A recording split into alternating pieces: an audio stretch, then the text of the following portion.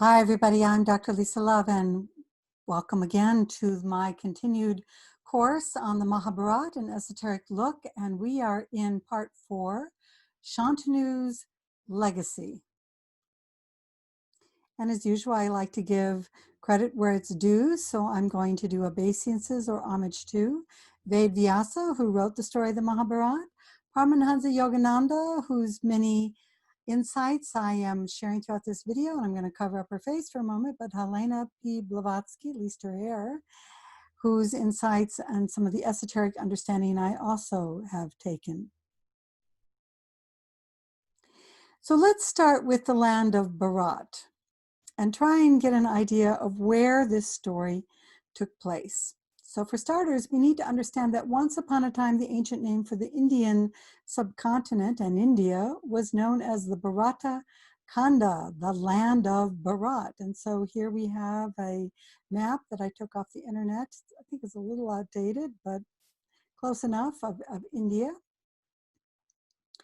And here we have where I have put the city of Ayodhya, which is where most of the story of the Ramayana starts, and also where Bharat, who, if you remember from the last class, and I don't have time to repeat all of the previous classes or this would take forever, so you are going to have to start watching this in order. If you're trying to jump in here, you'll get a little confused.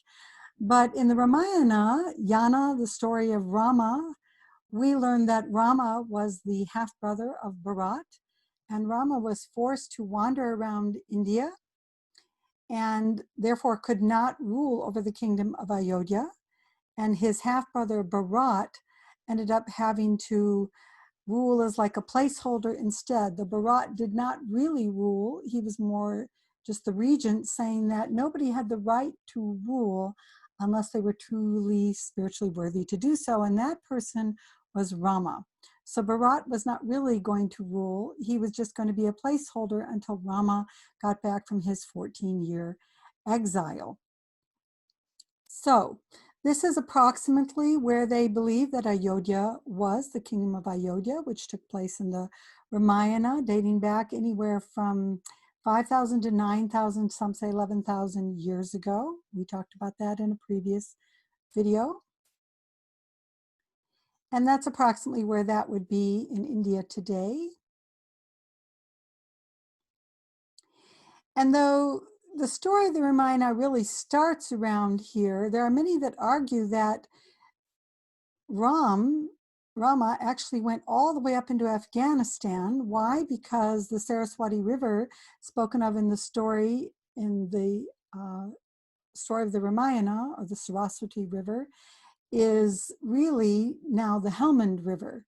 And so some say that's evidence that Rama went all the way up here in his journeys. And that might have been part of the land of Bharat thousands of years ago, as well as all the way down here to Lanka. If you remember, Rama went to defeat the king of Lanka, Ravana. And so that gives us an idea of the travels in those 14 years that Ram went on all the way through then India and possibly Pakistan and Afghanistan and Sri Lanka as well. Now, as for the Mahabharata story, which happens a few thousand years after the Ramayana, that happens more in the kingdom of Hastinapur, which many say is over here in modern day India. But you notice most of the story is taking place in the northern region of India, even though we know that Rama is moving around the entire area in his journeys. Another city that's really important to understand in the story of the Mahabharata especially is the city of Dwarka. Now, Dwarka looks like an island out in the middle of nowhere off of Bombay, or now it's called Mumbai here. But as we'll see in a video clip, it very likely is the case that this was not always an island.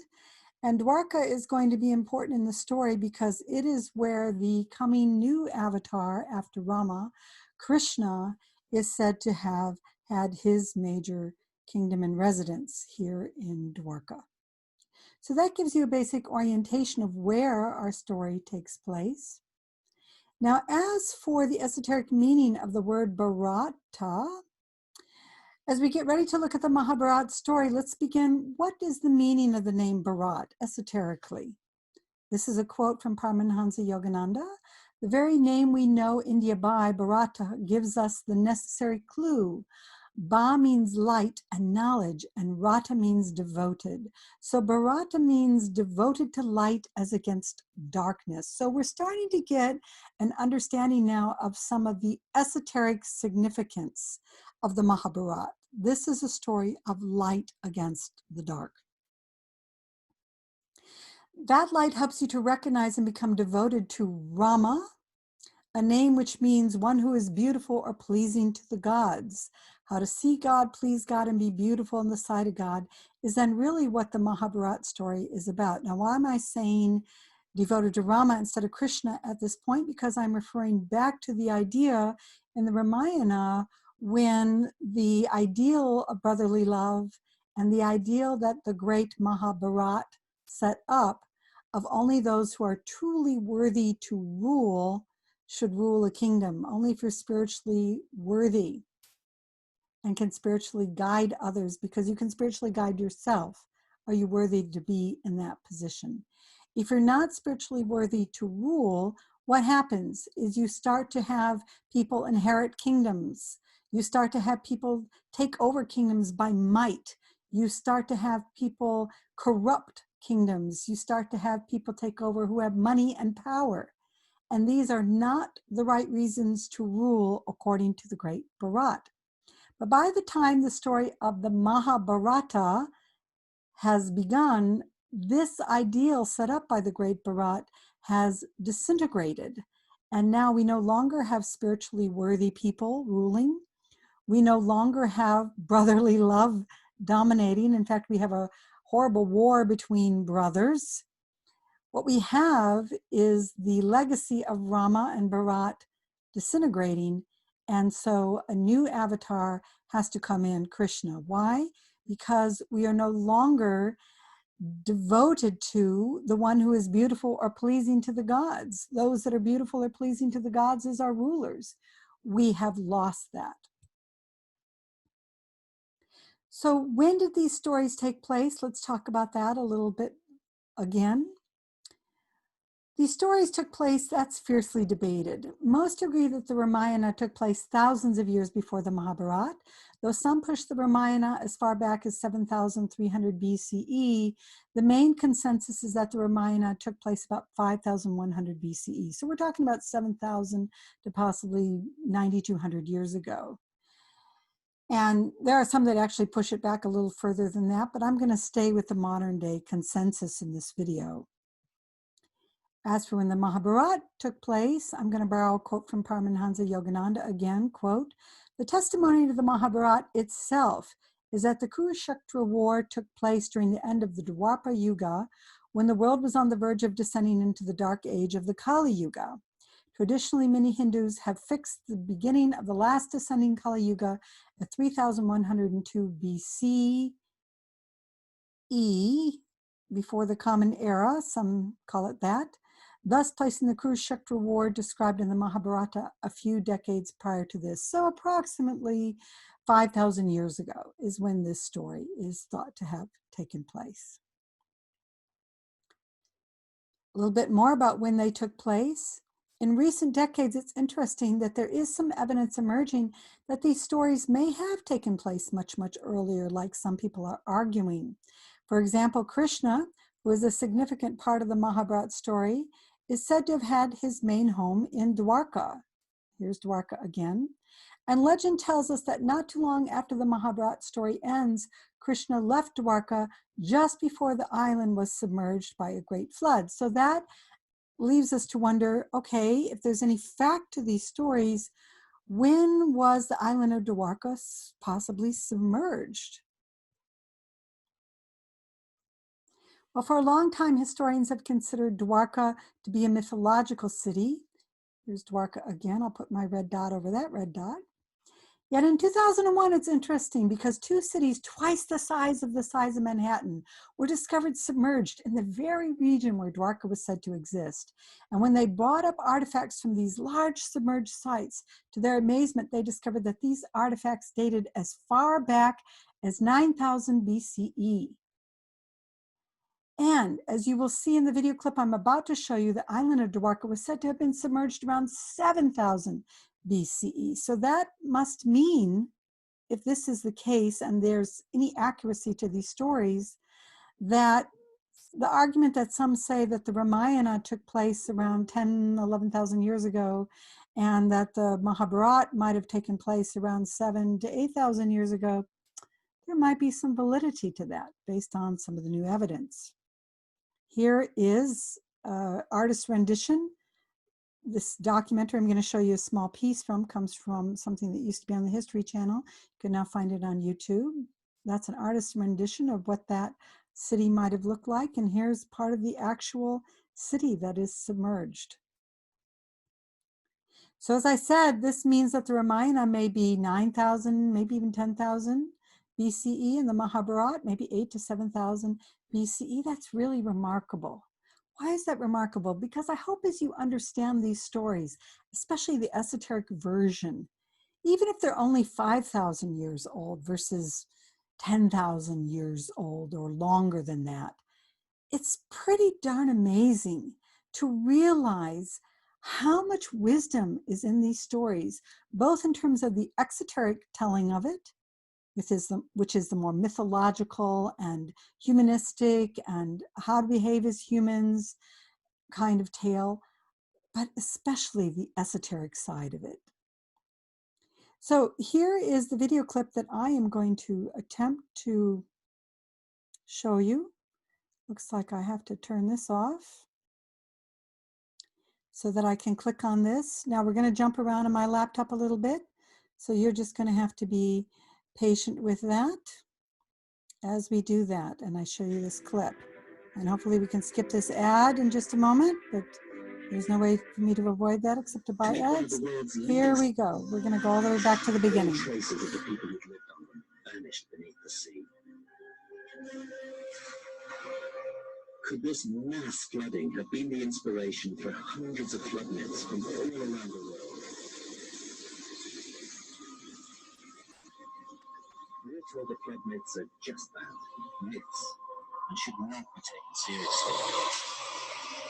But in India, new evidence from the bottom of the sea is showing substance to the myths.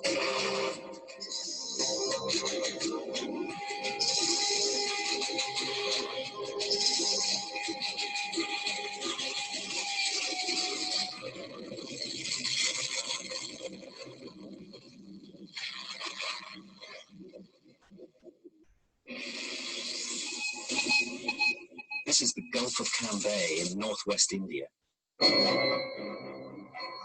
In late 2001, scientists doing pollution studies made an astonishing accidental discovery.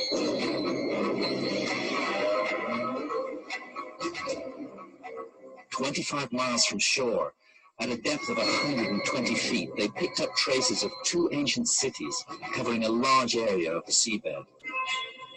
The discovery threatens to overturn everything that archaeologists have believed about the origins of civilization. They found two cities the size of Manhattan, with massive walls and plazas.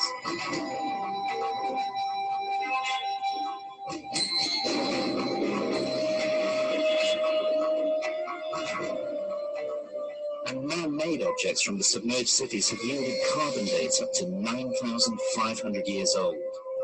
That's about 5,000 years older than any city discovered by archaeologists anywhere. It means we could be dealing with a civilization lost at the end of the Ice Age. Perhaps even one of those that the flood myths speak of, which flourished before history began.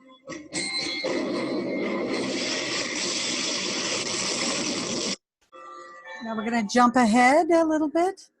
To find out, I travelled to the north of England, to my old university, Durham, to meet one of the world's leading specialists on sea level rise, Dr. Glenn Milne of the Department of Geology. Drawing on the latest data, he's able to produce computer simulations of how coastlines would have looked at different stages of the Ice Age. Here we see an Indian continent around 21,000 years ago. And if we focus in on the northwestern part, you can see a lot of the coastline was exposed. Yeah, it's a huge area exposed. Huge area exposed of the continental shelf. So we progress forward to 13 and a half. Now you see, change. Yeah, very dramatic. Island developing off the west coast of India. To me, that's an extraordinary vision. It's because we know it's not there now. It's like a ghost island. You'll notice as we progress further through time that the Gulf of Cambria gradually gets more and more flooded. 12.4, 10.6, 7.7 to 6.9. Huge change. Quite dramatic. Well, in that 800-year window, the Gulf of Cambria is inundated.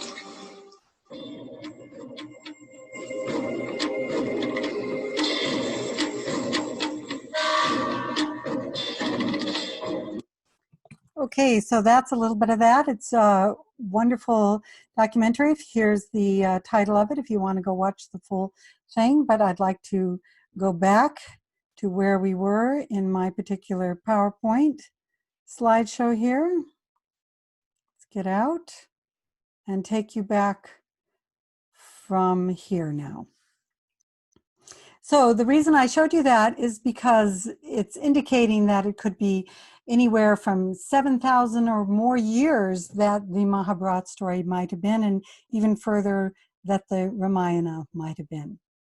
So now we're going to look a little bit about who wrote this story, the Mahabharata. We found out when we were looking at the Ramayana, it was sage Valmiki that many people attribute it to. Well, this is Vyasa. Ved is the Vedas, the famous India books of spirituality, and Vyasa is the person that is supposedly have written the Vedas and the Mahabharata story and the Purans, quite a prolific person. This image, by the way, was taken from the Paramahansa Yogananda's book, God Talks to Arjuna, the Bhagavad Gita. I totally recommend that book. I've drawn a lot of my insights from that book and Yogananda's esoteric understanding of this story. So Vyasa is called that because some say, in addition to being the author of the Mahabharata, he's the author of the Vedas as well as other works like the Purans. Others say the name Vyasa is more like a title, and there have been many Vyasas over time. But one thing's clear, whether it's been one or many, whoever Vyasa is, he or they have left us a legacy that has impacted humanity and its spiritual development for thousands, perhaps 10,000 years, maybe tens of thousands of years or more. So now let's get into our actual story. And first of all, in this particular drawing, I guess you could say this is, we have Brahma, who is conveying the story. He is the writer of stories. If you go back and look at the series of classes that I'm showing you here, I talked about how Brahma originated in the Vishnu Puran from Vishnu to create stories for Vishnu's entertainment. So here, Brahma is conveying the story to Vyasa, who is conveying it to this particular person who, those of you in the East know very well who this is. Those of you in the West may need an introduction. That's why I'm giving it to you. This is Ganesh. So as the Mahabharata story begins, we find Vyasa asking Lord Ganesh, who has an amazing memory and intellect, to help him write down the story. But Ganesh is not thrilled to simply be a secretary. So Ganesh sets up a condition that he's only going to keep writing the story so long as his pen doesn't have to stop. And that means Vyasa has to continuously dictate the verses. Well, this is a long story, so that's going to take a long time, and Ganesh going to stop before too long. For some reason, my microphone has changed, pulled out, so that I get the right kind of microphone. Now you know I use a blue snowball, but I'm not going to go back and fix this. So as Vyasa starts to tell Lord Ganesh the story, it begins where everything has already fallen apart. And we see that the legacy of the great Mahabharata of brotherly love, dictating who shall rule over the land, has devolved to the point where brothers are lined up against brothers on the battlefield, ready to begin that terrible Kurukshetra war against each other. So now let's get introduced to who these characters are in this particular picture. This also comes from the book from Paramahansa Yogananda, God Talks to Arjuna. As the battle is getting ready to start, two characters, King Dhritarashtra, let me get my laser pointer again, King Dhritarashtra, and Sanjaya are discussing the battle to come. Here you can kind of see the battle as it's going on, and they're discussing the battle at this point, but they're discussing the battle and the battle to come. Because King Dhritarashtra is blind, you can kind of see that he's blind here, he has to rely on Sanjaya to kind of remote view or use his etheric vision to see the battle from afar so he can share with Vyasa what's really going on here. So what is really going on here? Let's take a little bit of an esoteric look at it. First of all, we're going to understand that King Dhritarashtra represents the ego. And this is not the ego in the soul sense. This is the ego in the selfish, separative, what those of you familiar with the Alice Bailey teachings know, which she would call the integrated personality. What most people refer to as the ego, the selfish ego. And Sanjaya represents the soul. Hundreds some years ago, they used to use the word ego for soul.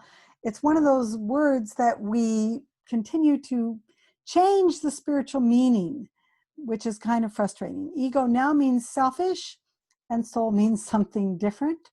So let's just stick with that as we look at who these different characters are. So what is King Dhritarashtra? He is blind to the higher realms and only sees with the help of the five senses. In other words, it's not necessarily that King Dhritarashtra is literally blind. That's the exoteric version. He's blind. It's that he's blind to any deeper understanding of meaning, of truth. He cannot see things esoterically. He reads things literally. He cannot read them subjectively. He cannot engage his inner vision to see things. And that's why he needs Sanjaya, because Sanjaya is able to explain to him stories esoterically. Sanjaya has that inner sight that can dictate to the blind King Dhritarashtra, who's not necessarily physically blind, he's blind to higher realities. Sanjaya can inform him about real truths, real meanings esoterically. Dhritarashtra is also full of prejudices, compulsions, and biases that color and distort his ability to see accurately. So he is blind to the ability to see accurately because he is caught in the world of illusion. He's caught in the world of Maya, and he's caught in his emotions. He is kama manasic, kama desire, manasic mind. And therefore he is driven by his prejudices, his compulsions, his biases, his needs, his desires, and they all distort his ability to see the truth. Whereas Sanjaya is able to cultivate the witness, the observer, the soul, and to see things without prejudice. And because Sanjaya is able to keep his mind calm and rise above emotional reactions, he is able to perceive things more accurately and explain them more accurately. King Dhritarashtra is blind because he comes to conclusions based upon what his intelligence, his lower mind, his kama manas reveals to him, whereas Sanjaya is able to discern.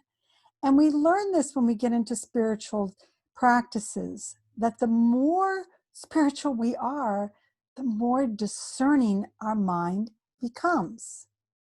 Now, that doesn't mean it discriminates in the sense of it's prejudicial. It's not like I'm going to choose which flowers in my garden are good and destroy the rest.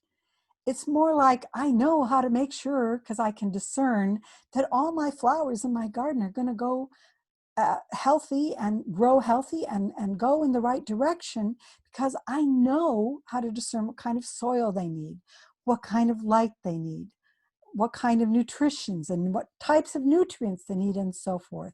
That is what a discerning mind gives us. That is what Sanjaya has.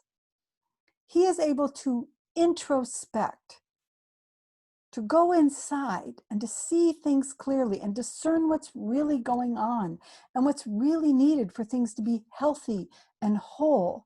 And he's able to engage the power of the true intuition, which comes from the Buddhic plane, which does not have the prejudices of the kama-manasic emotional mind, and does not have just the getting caught in endless verbiage of this fact and that fact, lower concrete mind.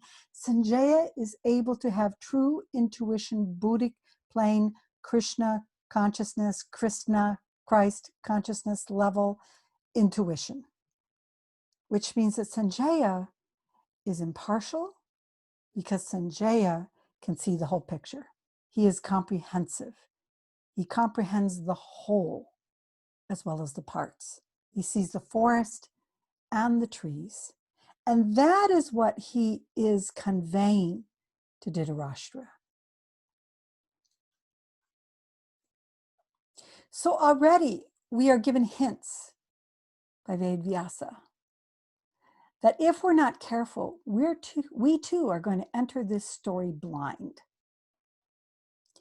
We too are going to see it only as a myth, a historical tale, a family or political struggle, a series of lessons in ethics. We're going to take things literally that maybe should be taken symbolically.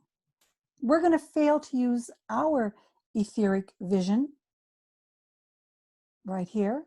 We're going to fail to use our intuition and discernment to see how this story represents a spiritual training. Now, the historical information is interesting. The family and political struggles are interesting, and we can learn a lot about family life, what to do, what not to do, politics, how to engage in right and wrong politics. We can learn a lot about ethics. But that's not what this story is really about, esoterically. It's a spiritual training, and that's what I'm going to be revealing to you throughout the rest of this series. So keeping this in mind, the story unfolds leaping around from present to past using numerous flashbacks to discover how things got to the point of this horrific battle. Here the brothers are fighting against each other. What a leap from the Ramayana story, where the brothers so honor and respect each other that the great Maharbharata is ready to renounce the throne because he's not worthy to have that throne the way that his brother Rama is worthy. Now, they don't care who's worthy. These brothers on this side just want to get rid of these brothers on this side because they want power, money, security, pleasure, sex, everything that the realm of the five senses reveals to them. That's what they want. That's all they care about. Why? Because they're kama-manasic. They too, like King Dhritarashtra, are blind. But to help us unfold the story in a clear way, I'm going to put things in chronological order instead of jumping around. So if you actually read the story, it's going to jump, but I am going to try and make it simpler for you. And I'm not getting into a lot of the details of this story. This is a very elaborate, very complicated story. I'm just trying already in this class that I'm sharing with you, this overall course, as, originally when I presented it, it was 10 hours. It's probably going to be at least that before I'm done sharing it on YouTube here. That this particular story is very elaborate, very time consuming. And even in my shortened version of it, probably going to be about 10, maybe 12 hours long here, it doesn't do this story justice. So just keep that in mind if you ever really want to dig into this more yourself. And if you do dig into it, attempt to dig into it as a Sanjaya, somebody going beyond what the realm of the five senses, what the mythological, literal, sociological, political, ethical meanings of it are going to reveal to you. So here is where essentially the story starts. It starts with, I'm having a little trouble grabbing that, there you go, with Vyasa and a woman named Matsyagandha. And here is the exoteric version. And again, I'm giving you just really short summaries of all of this because that's all I can do here. If you want to watch this series, it's on Daily Motion now. It was on YouTube. There's both a older version of this and a newer version of it. Both versions are like 120 some episodes long. I watched it and it's long. So even there, you're going to be in a lot of watch time, way more than what I'm showing you here. So again, you're getting really simple versions because I don't want you to get stuck on the exoteric too much. I want you to be able to go into this story yourself and see it more esoterically. But here's the exoteric side of it. Which brings us all the way back to the birth of Vyasa, who was the offspring of two people, Matsyagandha and Parashuram. Actually, this is not Vyasa, I forgot. This is Parashuram. Now, you got introduced to him as the avatar that existed before Rama. So go back to that one about Vishnu's numerous avatars that I've shown you. And there you will see this Parashuram or Parasara, who again was the incarnation of Vishnu before Ram, and this woman named Matsyagandha, who was the daughter of King Vasu and a celestial nymph, became cursed and was turned into a fish called Adrika. This left Matsyagandha abandoned until she was found and adopted by a tribal fisherman chieftain, Dusharaj, who was also a ferryman on the banks of the Yamuna River. So her mother was turned into a fish, and Matsyagandha is abandoned and found by Dusharaj and adopted. And he is a ferryman on the banks of the Yamuna River. There are two famous rivers in this story, the Ganges and the Yamuna River. So to help her father make money as she gets older, Matsyagandha, whose name means woman who smells like fish, helps Dusharaj in his ferryman work as she grows older. So here she is taking people back and forth in this little boat as a ferry woman on the Yamuna River. And she is spotted by Parashuram. Now one day, Matsyagandha was asked then to ferry Parashuram across the Yamuna River. And despite her fishy smell, she was incredibly beautiful. And so he became captivated by her. So captivated that he created a mystical island around her and surrounded it with a dense fog. You can kind of see that fog here. So he could father a son with her out of wedlock. I'm not going to get into the details, how that happened, how willing was she, I don't know, but that's irrelevant to the story. That's getting caught up in the exoteric details, and we don't want to do that. Not here. So they had a son, and the son was Vyasa.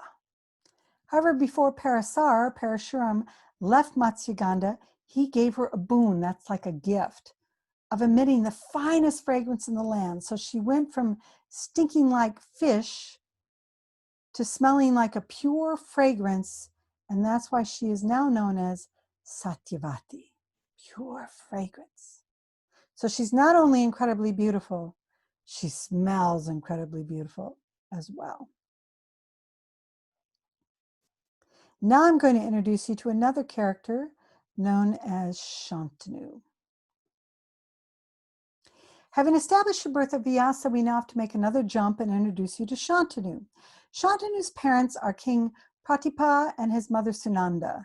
His father, King Pratipa, once had great difficulty controlling his passions, but had gone through a number of penances to purify himself by the time Shantanu was born. And for this reason, Shantanu was given the name Shantanu, which means wholesome. So here is a very wholesome person because his father had purified himself of his passion or his lust. Now Shantanu ended up king of Hastinapur. Remember I showed you where Hastinapur was approximately earlier on in this video. After his eldest brother got leprosy and became a hermit. It's not a good thing to be a king and be a leper. So he went off to become a hermit in the forest. But then Shantanu had another brother, the middle brother, who decided to also abandon the kingdom. So Shantanu took over, and for a time he was a really great king. But then one day things went south. And now we're going to take a look at that. By the way, these are wonderful. It's from something called Epified.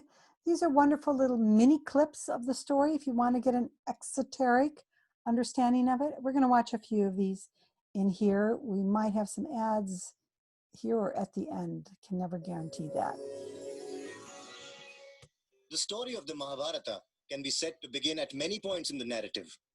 But if you come to understand the epic from the point of view that it is an account of how karma functions, then it becomes clear that every event is both a result of what happened before it, as well as a cause of what followed.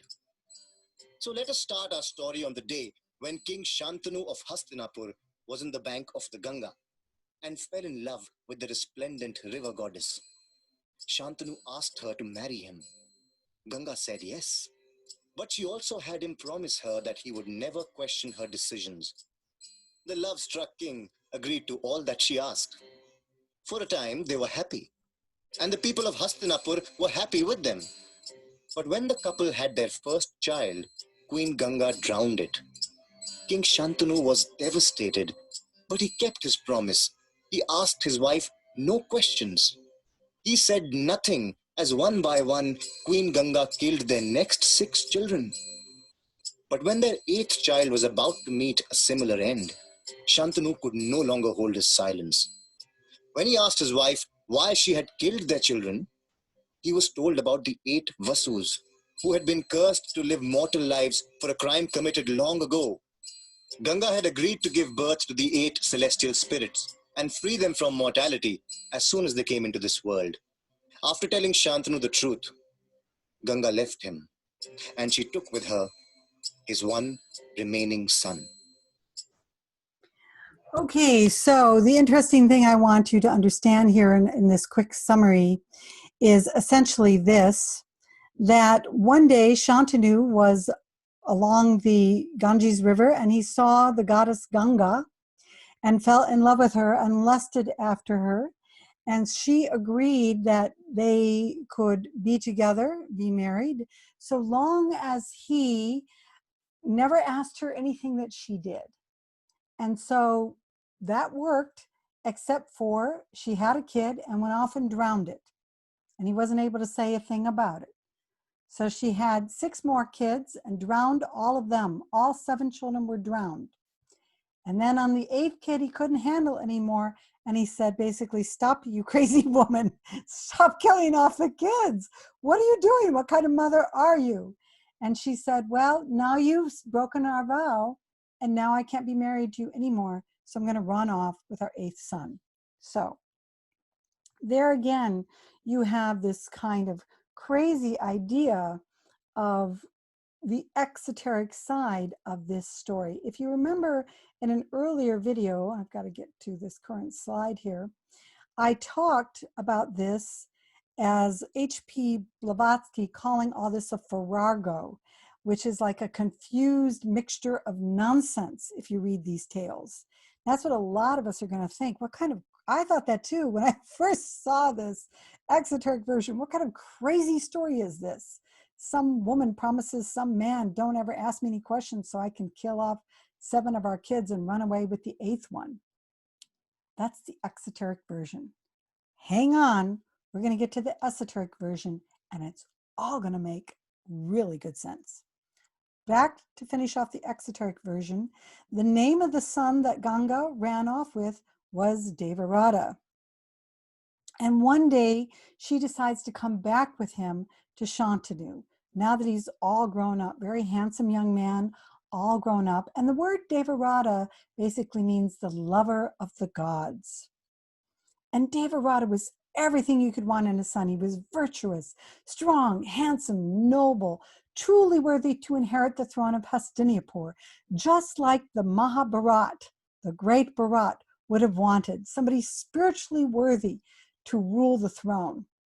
And that's why Bharat would have been very proud of him. Better yet, the people of Hastinapur really loved him So after all this grief and hardship and seeming craziness, Shantanu's life seemed to be on the mend. And how fortunate too, because not only is Devarata truly the spiritually worthy one to lead, he's also the one to lead by birth as well. So you've got both the exoteric and the esoteric lined up perfectly here in Devarata. So the seemingly horrible thing that happened with Ganga drowning all these kids but rescuing the last one is going to go really well now, or so we think. That's because Shantanu apparently doesn't have, I think I'll go down here. Shantanu doesn't have it all out of his system, the wholesome one of his father's lust. Not fully. He gave into it with Ganga. He's going to give into it once more. This is one of the actresses from the more recent version of the Mahabharata that came out of India, but I used her here because I just think she's so beautiful. And especially if he has a Satyavati, a pure fragrance, you could understand why anybody would be tempted.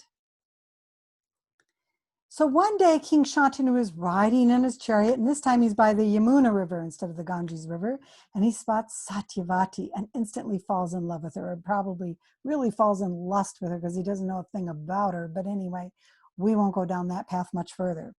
So her name, as you remember, was formerly Matsyagandha, the woman that smelled like fish. But now, thanks to Parasharm, she smells like pure fragrance, Satyavati, and she is beautiful and emits that divine fragrance, making her so alluring. But sadly, she looks like a princess. She smells divine, but she's a fisherman's daughter, taking people back and forth on a ferry on the Yamuna River. So King Shantanu doesn't care about that. He's king. He can have whoever he wants. So he decides to spend the day paying her to go around the Yamuna River aimlessly because he just wants to enjoy the ride and take her in. Now, he doesn't take advantage of her. He's just enjoying her presence. But when it's time for her to go home, he decides this was just blissful. I've got to follow her home. And he sees her adopted father, the fisherman Dusharaj. Remember, the mother was cursed, turned into a fish. So Matsyagandha, now Satyavati, was abandoned, and her father's a fisherman. And King Shantanu asks fisherman Dusharaj if he can have Satyavati's hand in marriage right then and there. He just really wants her. But when Shantanu asks for Satyavati's hand, Dusharaj says she can't marry unless he agrees that Satyavati's sons must become heir to the throne instead of Devarata, because her astrology chart predicts that this must be so. Well, if you've been following this course so far, and if you've hooked this story back up with Ramayana, you understand why that's a real problem for Shantanu. It's one thing to give in to his lust. It's another thing to break the legacy of the Mahabharata, the great Bharat, and to say that anybody who's born Satyavati's sons, they could be like anybody. They could be good, they could be horrible. Regardless, they're going to have a right to rule. And Shantanu just couldn't do it. He was still overall wholesome, at least to that degree. He just couldn't break the vow of the Mahabharata. Again, he's the descendant of the Mahabharata, the great Bharat, and feels he cannot agree to the condition of Dusharaj because then he would break with that legacy of the Mahabharata to only allow those who were worthy of the throne to take it over. And the person who should take over the throne is his son Devarata, who has a right to it not only by birth, but because he is the most worthy person to rule, and that is who is supposed to rule. Devarata is also loved by the people. King Shantanu simply cannot allow his lust to break the legacy of the great Bharat, the Mahabharata. So he refuses to marry Satyavati because there's no guarantee that their children who are not even conceived yet will be worthy to rule. But unfortunately, King Shantanu still can't avoid his lustful feelings completely. So instead of marrying Satyavati or taking advantage of her, he doesn't do that. he just satisfies himself by taking boat rides with her days on end just to gaze at her beauty and indulge in her fragrance. Well, when you're a king, that can be kind of problematic because you're supposed to be ruling the kingdom, not floating around on a river indulging in some woman's beauty and fragrance. And as the days went by and turned into weeks, as King Shantanu was doing this, Devarata, his son, rightfully became a little concerned and also curious. What's going on? Why is my father gone so much? Why is he not here ruling the kingdom? So he decided to look into the matter, and he found out about his father's desire for Satyavati. And believing he was a good son, what he decided to do was to take matters into his own hand. And so he went to talk to Satyavati's father. And let's watch another one of these little clips from this Epified series about that as well. There goes.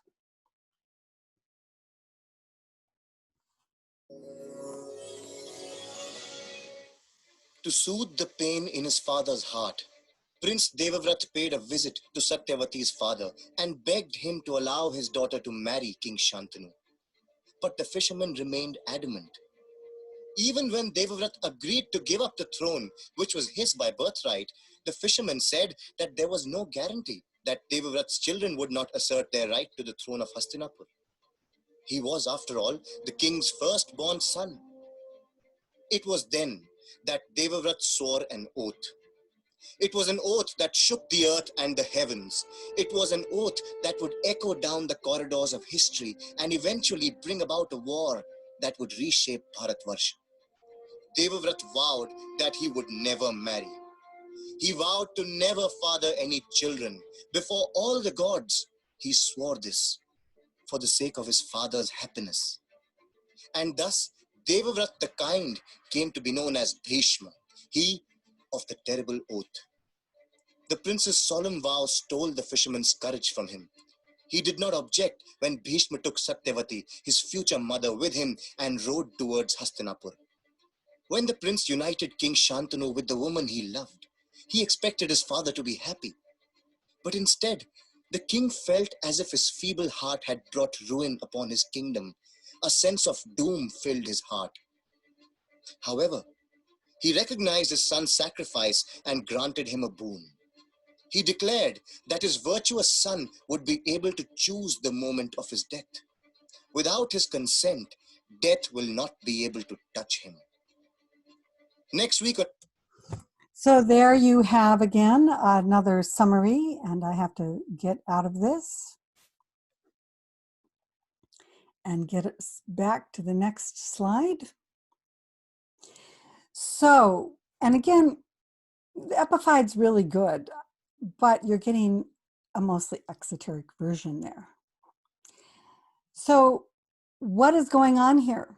We are going from Devarata, lover of the gods, to Bhisma, the one who is cursed. How did he get cursed? Because he was trying to be kind. He was trying to be good. He was trying to help his father be happy. So I don't care if I, Devarata, give up the throne, even though I'm the worthy one. I don't care if I then say, fine, I won't have any kids and I'll be celibate my whole life so my father can be happy. At one level, that seems so good-hearted. It seems so kind, as the Epified said. It makes sense. I remember when I saw it, I was so impressed. If you only come from your heart, you are. If you also come from your intuition, Sanjaya.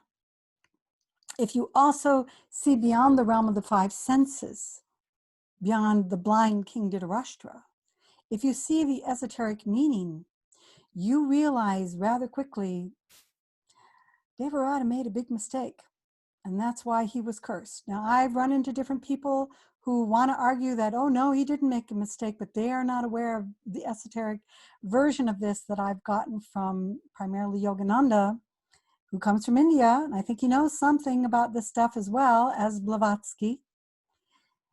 And yeah, he made a mistake. because the Mahabharata story is about the right of somebody to rule because they're spiritually worthy. Who doesn't understand what's going on here? Devarata. His intuition is not developed enough.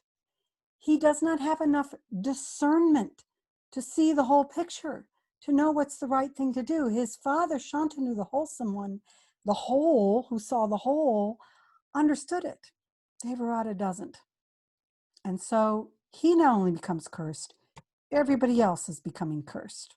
But he's given a boon, a gift, which seems like a wonderful gift. You get the right to live forever. It becomes a horrible gift, as we see. And especially when we understand the esoteric side of it, we're going to understand what's really going on with that gift of not having to die until he chose to. So Devarata becomes Bhisma, the one who made the terrible oath, is what the word Bhisma means, that involved him in renouncing his right as the heir to the throne, which means we're not going to have a worthy ruler, a spiritual person, a lover of the gods ruling over the kingdom. He became celibate, so he can't produce any heirs. So we don't necessarily have any guarantee that people that are going to be inheriting the throne now are even going to be trained real well spiritually, even though Bhisma does vow to try and help the sons of Satyavati. But regardless whether they're good or bad, regardless whether they listen to Bhisma or not, they get the right to rule. So in a way, what's the point of that vow? And that's the part I just mentioned here, that he pledges to support whatever children Satyavati has with King Shantanu to rule the kingdom.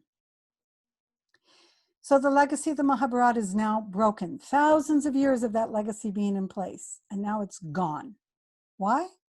Because of Bhisma, who no longer was a lover of what the gods wanted, but a lover of his own ignorance, his good heart without wisdom. So the legacy of the Mahabharata is broken, and those who are worthy to rule have to give way now to those who inherit the throne by birth, whether it turns out they're worthy to rule or not. So what are we really dealing with as we wrap up the exoteric side of the story? Is this a historical tale of a king named Shantanu who gave into the same lust that his father had supposedly conquered, and now Shantanu has ruined things? Is this a cautionary tale about promising things too freely, as Shantanu did with Ganga and Bhisma did in his terrible vow? I mean, he said to Ganga, sure, I'm in lust with you. I'm in love with you. I'm in lust with you. Whatever you say, I don't ever say anything while you drown my kids, no problem. Is that what the story is about? Be careful about making promises. Is that what it's about, Bhisma? Be careful, Devarata, about making promises and making terrible vows? Is the story show how if you lack discernment, these promises are going to lead you into a bad place? Or if you lust impulsively, your promises will ruin things in the end? Is that what the story's about? In part. That's some of the exoteric side of it.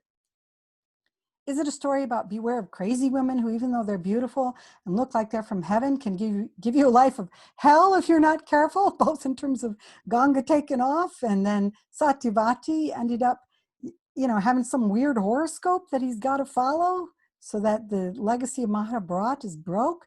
Is this be careful of women the temptress, kind of Garden and Eve story all over again? Or maybe it's a justification for infanticide, so long as you can say it's an act of great service because you're helping release these poor infant souls from a curse. Remember, Ganga's first 8 sons, they were all cursed. And they had to be washed in the Ganga to be freed from the curse. And that means she had to drown them all. Is that what it's about? So for thousands of years, it's okay to kill off your kids if you think it's the right thing to do because you got to take a curse off of them? Or maybe it's a tale about follow your astrology chart, because no matter what happens, your chart is your fate. Or is it telling us not to pay too much attention to an astrology chart and what you believe, as if you do, you're going to end up making some really dumb mistakes, because Devarata, now Bhisma, decided to listen to the idea of the astrology chart and follow it, and then it became true. Or perhaps we need to go deeper and remember these words from Helena Petrovna Blavatsky. But the esoteric student will understand in the days when the Purans and these stories were written, the true meaning was clear only to the initiated Brahmins, those learned ones, who wrote these works allegorically, metaphorically, esoterically, and would not give the whole truth to the masses, even though more and more these days, that truth is being revealed very plainly to us, and I'm bringing it out even more in these videos. So let's take a look now at the esoteric side of the story, starting with Matsyagandha and Vyasa. So what is this part of the story referred to? Well, for starters, the name Matsyagandha may be referring to the idea that despite the initial efforts to change humanity into that Aryan consciousness, to understand that phrase, it's not necessarily so we can all be like Hitler. Aryan meant originally the noble race. It was the next level of consciousness that we're trying to evolve into. You've got to go back and watch the previous video on these kinds of things, so I don't have to sit there and explain this all the time. But that leap in consciousness from Atlantean consciousness, which is primarily kama monastic, desire mind, into more Aryan consciousness, which is able to be more reasonable, isn't going too well. And it's not been that successful over a few thousand years, and that means human beings are starting to stink like fish, or they're regressing more to their baser animal-like natures. That new level of consciousness that Rama was trying to bring in isn't working. Something has to be done. Now, Rama can't have sex with anybody but his wife. So he's not the one that can be the new seed person for the new level of consciousness. Vishnu, if you remember in the previous videos, comes in as different avatars to seed the new level of consciousness. So metaphorically speaking, a new level of consciousness has to be seeded into humanity, which is stinking like fish and starting to regress. Rama, as I said, can't be with anyone but his beloved wife Sita, so Parashuram, the incarnation of Vishnu before Rama, must go forward to try and help this evolution of the Aryan race get unstuck. But before that happens, something has to be done with the feminine principle. It has to become more pure so that there's more fertile ground to get the new thrust of human conscious evolution back on track. Then human beings will have more purified bodies and brains for the new level of consciousness to be born into. So it's not necessarily just some woman named Matsyagandha that has to become purified and become Satyavati. That's exoteric. Esoterically, and we look out at the world today and we kind of see a similar thing. We've got to clean up our mess. We've got to help purify women. We've got to help women be treated better. We've got to help empower women so that they can be more the spiritual essence of who they are. We have to empower Mother Nature again. We have to clean up the mess that we're leaving here in Mother Nature. Otherwise, we're not going to have vehicles to be born into as human beings with healthy brains, with healthy bodies, capable of housing healthy consciousness. We're not going to have it. So esoterically, we're in this process right now, each and every one of us, whether you're male or female. We have to clean up the female side of ourselves, which is the body and our Mother Earth, so we can have a place around us to bring the new level of consciousness into. We all have to be purified. In a way, we all must become more pure fragrance, and so must our planet. If this idea of Vishnu's to evolve all these different levels of consciousness on our earth is going to continue to go forward. Now, who is Shantanu? Well, let's take a look. Yogananda says he's Para Brahman. So after the female aspect has become purified, the river Ganges, we're going to see also, we get purified in the river Ganges. Likewise, the male aspect has to purify his desires, his kama manas, and get the evolutionary impulse back on track to become more wholesome, giving rise to Shantanu. So we need purified women and wholesome men if we're going to get this evolution of consciousness back on track and help the power Brahman to come down into our world so that as above, so below, so that we can get that heaven here on earth. And that's, again, from Yogananda, that Shantanu is symbolic of Parabrahman. Now, in Theosophy, Parabrahman is all-inclusive cosmos, or infinite cosmic space. It is the supreme cause. And when Shantanu first sees Ganga, he becomes involved in the process of gazing at her. You could consider that lusting in a way, but it also means that I'm looking at an other, which means there is separation taking place, which means Shantanu is moving into a creative process, giving rise to duality or manifestation. But that's not necessarily bad. We're trying to seed after we Satyavati become pure fragrance, after we're in the Ganga, we're the purified Ganga, that we purify ourselves in the Ganga, become Satyavati, purified fragrance, become wholesome Shantanu. We can then, in this new process of manifestation, bring about the new level of consciousness. That's what we're trying to do. So even though Shantanu can be seen as cosmos overall, he's in a way like the Father. He's like Brahman, or the new level of consciousness. And in this case, what is that new level of consciousness we're trying to get started here? It's Aryan consciousness, which is not necessarily evil the way Hitler made it sound. That's the constant tendency to pervert these words that are essentially really spiritual into something non-spiritual, so we get confused. So who is Ganga? Here's Ganga drowning one of her many sons. Well, she's Mahaprakriti, according to Yogananda. I'm getting a little tired. My words are getting a little tongue-tied. You're just going to have to bear with me. In the Purans of Hinduism, Ganga is a goddess who transforms herself into a river that flows out of the toe of Vishnu in order to purify the ashes or sins of others.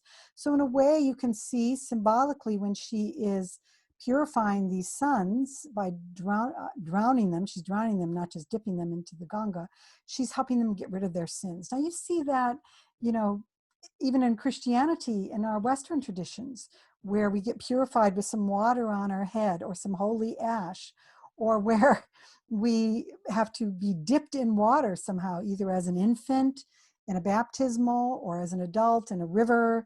We see this same borrowed idea, which is thousands and thousands of years old and many thousands of years before even Christianity. Talked about how that can be in an earlier video when I talked about Jesus going down to Egypt and the Library of Alexandria being down there. He didn't necessarily have to go into India. He could have been down in Egypt, where all these different religions were mixing. And he was learning all this stuff way back then in his infancy. And that's why so many of these themes are similar. According to Yogananda, Ganga is Mahaprakriti, acting as the mother goddess who has the task of purifying the field of consciousness that the purified human bodies will be born into. And this field is known as Chaitanya consciousness. So we have Ganga has to purify the field of consciousness. Satyavati, we're going to see, has to purify the body and the brain. In Theosophy, Blavatsky states that Ganga is the circle, the mandala, the ocean or space. The Ganges, like many other ancient, highly revered streams, was an emblem of the flowing from spirit to matter, or from celestial realms to the material, of occult forces, including streams of wisdom and power flowing from heaven to earth, or from the gods to mankind. And she represents, therefore, pure consciousness that allows us to imbibe the wisdom of the gods. We have to be a Devarata, we have to be a lover of the gods if we're really going to approach Ganga correctly. Just dipping yourself into the Ganges may or may not do something for you exoterically. But if you approach the purified field of consciousness with a purified body and a wholesome attitude, then you really get the goodies that Ganga is trying to give to you from the toe of Vishnu, flowing from heaven to earth. So here we have Ganga is the purifying waters of Chaitanya consciousness, and she's purifying her first 7 sons by drowning them. So we have 7 different levels of universal intelligence or consciousness that are being purified. But one level, Abhasya Chaitanya, or manifested changeable consciousness, does not get purified. It's stopped from being purified.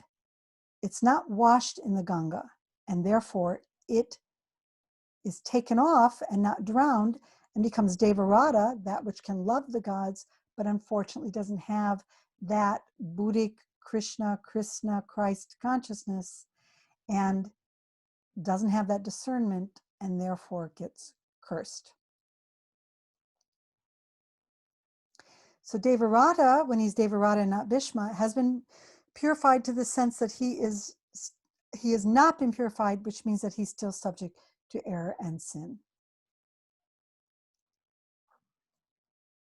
So now I'm going to put up a couple of different models from Theosophy, which tends to break things into 7 different layers.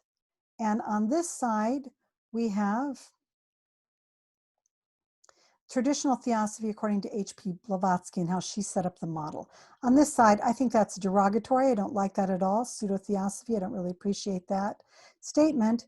But this is Ledbetter, Annie Besant, Alice Bailey, Jeffrey Hodson, and the model that they tend to follow. The Alice Bailey, as we'll see, altered it a little bit.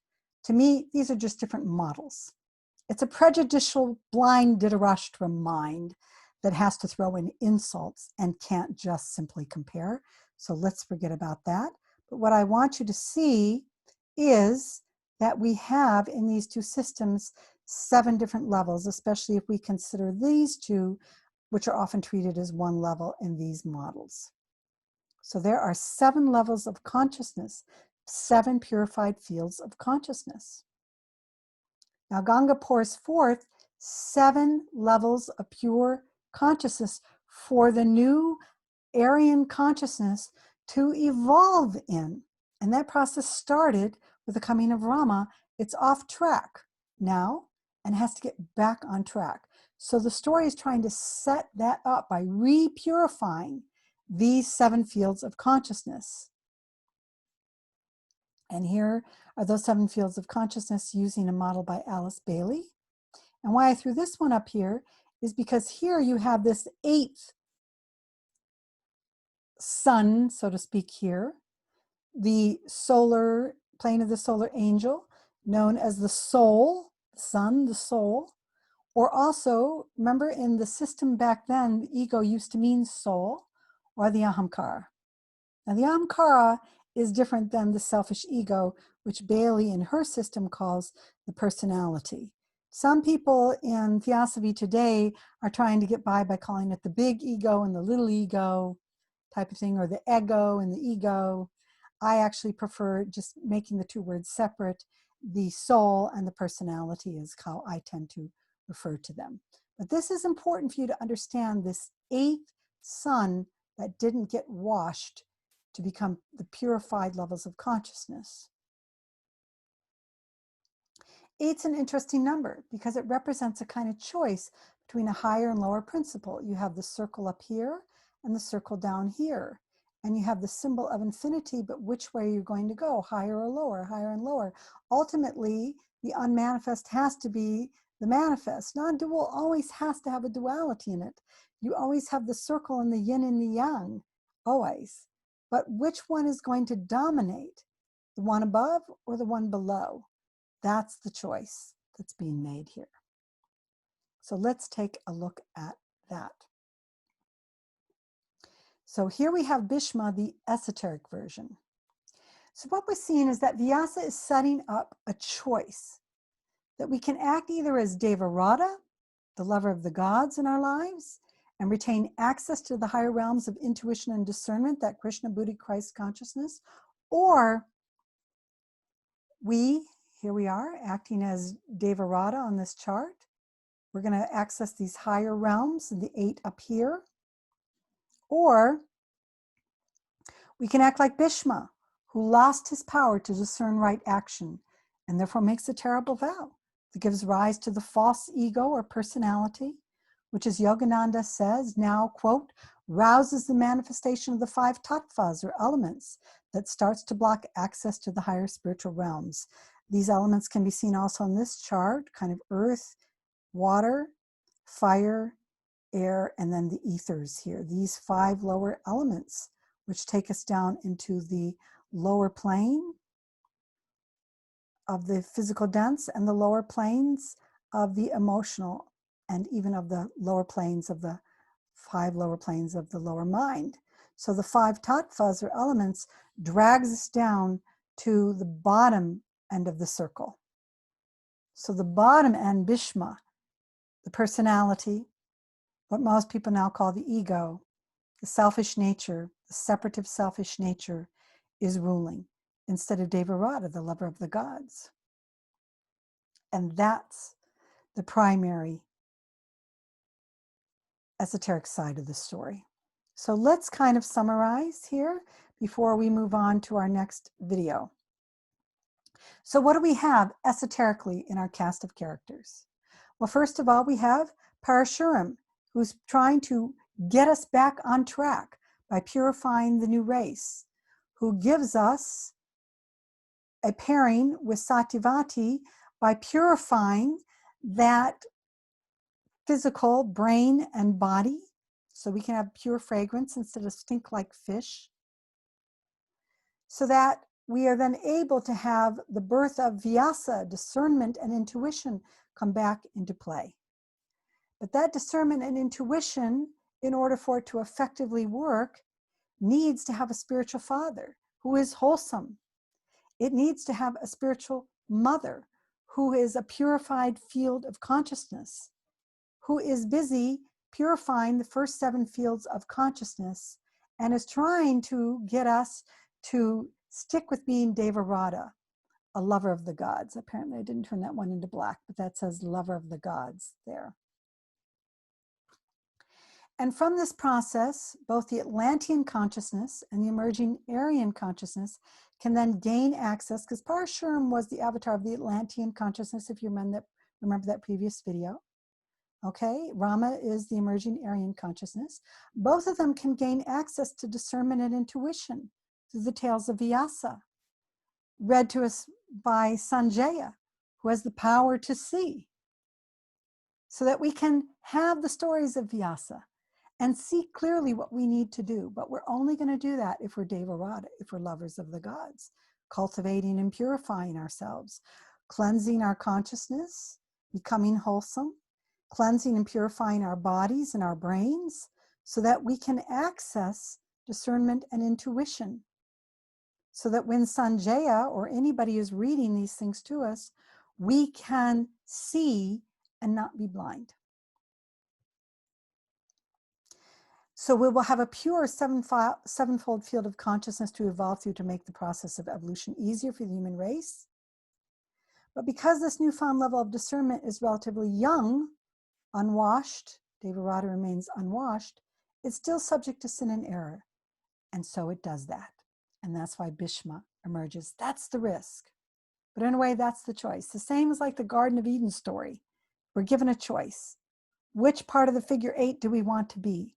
The upper part, the lower part. We're given a choice which one's going to rule.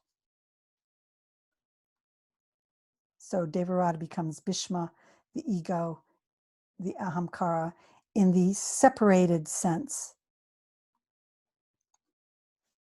Symbolically, what this shows is that Devarata, the lover of the gods, now disappears. And this is a warning for the coming Aryan consciousness and race as well. Because as we're going to see in the story, the Mahabharata story is a lot about what is this new level of consciousness going to look like. And it's not all pretty. And we've already seen some of that in the way that this word Aryan consciousness has been used by Hitler and by neo-Nazis, and the emergence of that even today. Also by those that are atheistic, those that want to deny any reality of a god or goddess or plan or anything like that. Those that are simply going to want to fall back into Atlantean consciousness and read everything literally and exoterically and not be able to see that it's metaphor or it's myth that has a deeper meaning, not just myth like some entertaining story, but myth in the way Joseph Campbell talked about it. It has a deeper meaning for us if we are not blind and we have eyes to see. And only in that way will we not get stuck in the lower levels of kama-monastic emotional mind or the lower levels of the concrete mind and move into the higher levels of mind. Only if we do that will we allow ourselves to not presume that we are gods ourselves, which is what's happening here now. Those that aren't truly godlike are now coming into power. They believe they're gods. They believe they understand everything correctly. They believe they understand even spiritual litter correctly, but they're blind. They're Dhritarashtra. They don't know they're blind, and that's a problem. So that's it for the end of this particular video. Thank you so much for watching, and I hope you continue with me as we explore this story even further. And I think you're going to find these insights to be incredible and amazing. Thanks for watching.